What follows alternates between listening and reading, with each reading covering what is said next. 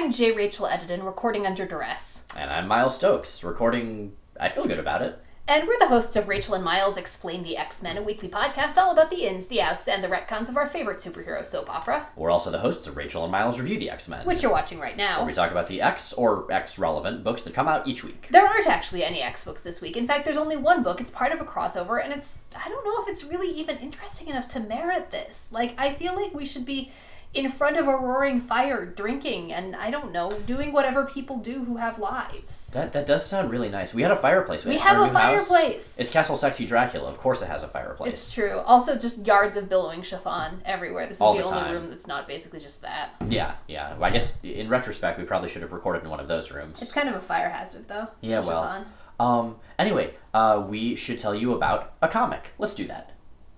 Our comic this week is Secret Wars number 8 of now 9, written by Jonathan Hickman, with art by Asad Ribic and colors by Ive Svorcina. So this is, like I said, number 8 of 9. Originally, there were only going to be 8 issues in all of Secret Wars.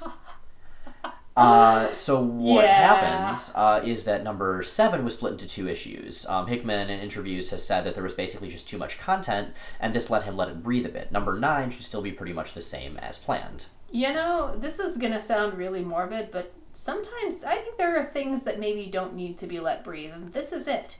This is a series that has been so tight so far, and this issue, for me, just felt like spinning its wheels. It felt like fill. All of the most powerful beats seemed recycled from earlier, and I mean, it's nice, it's pretty, the art's gorgeous, the writing's fine, but it didn't do anything. It's just not up to the standard the rest of the series has set. Yeah. Well, I mean, what it does do is it's basically a big-ass battle scene. It's a bunch of all of the various forces that have been introduced in many of the series, but certainly in the Central Secret Wars series, are now coming to a head. Big epic fights, characters dying, sides being eradicated. And that's cool. It's well done. We got that in issue 7, too. This doesn't raise the stakes appreciably, which is what I feel like an issue like this has to do to be justified. Yeah, and so, I mean, here's what I would have liked to have seen. So we know number 9 is going to be a giant-size issue, which, I mean, sure, it's the last issue of a big event. Why not? I kind of wish that this and number 7 had just been one big issue instead of being 2 shorter ones. Because this feels incomplete, where I feel like if it was tied together with and integrated with the content of number 7, it would just be one really kick-ass giant issue, and I would be totally okay with that. This is an issue where, not comics issue, but conceptual issue.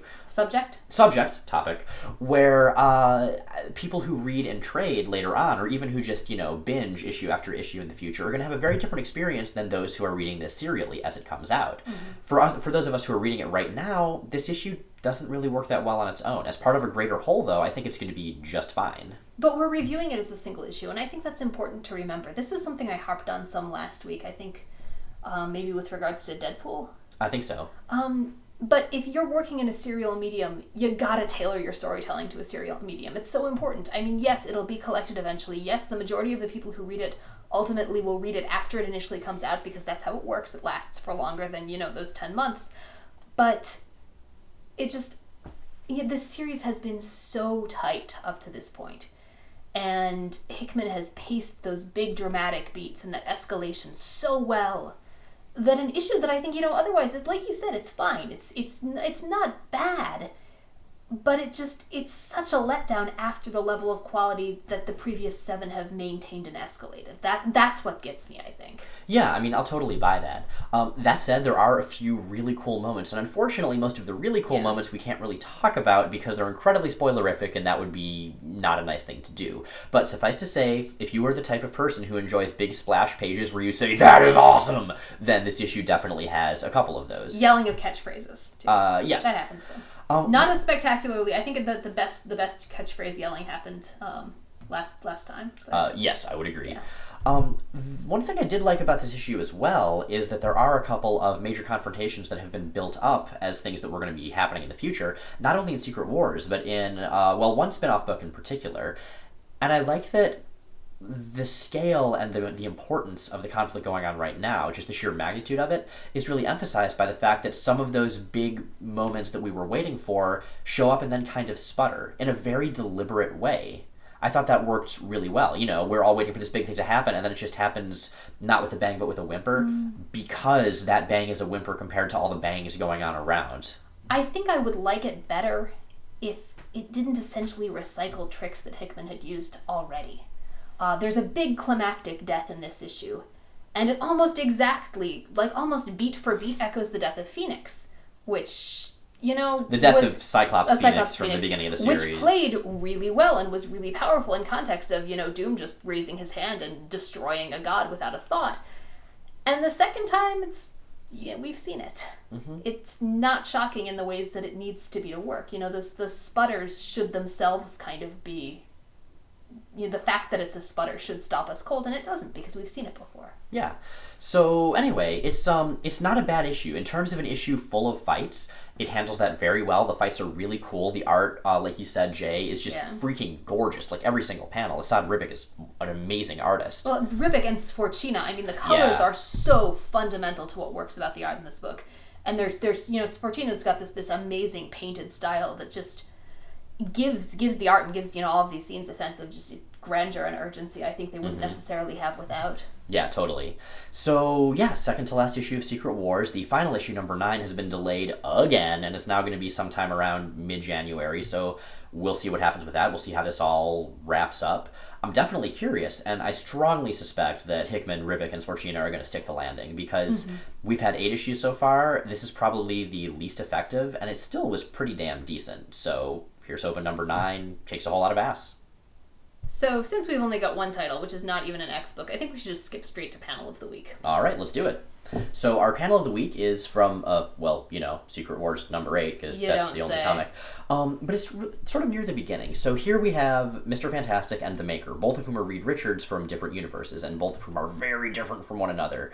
And I think we talked in one of our recent, All New Wolverine reviews, maybe? It was in context of All New Wolverine. I don't remember which episode we talked about it in. Yeah, about how one of the cool things you can do in comics is you can show through body language very, very well when you have characters who are the same for whatever reason, which I guess happens probably more in comics than other medium. Anyway, the differences between those characters psychologically.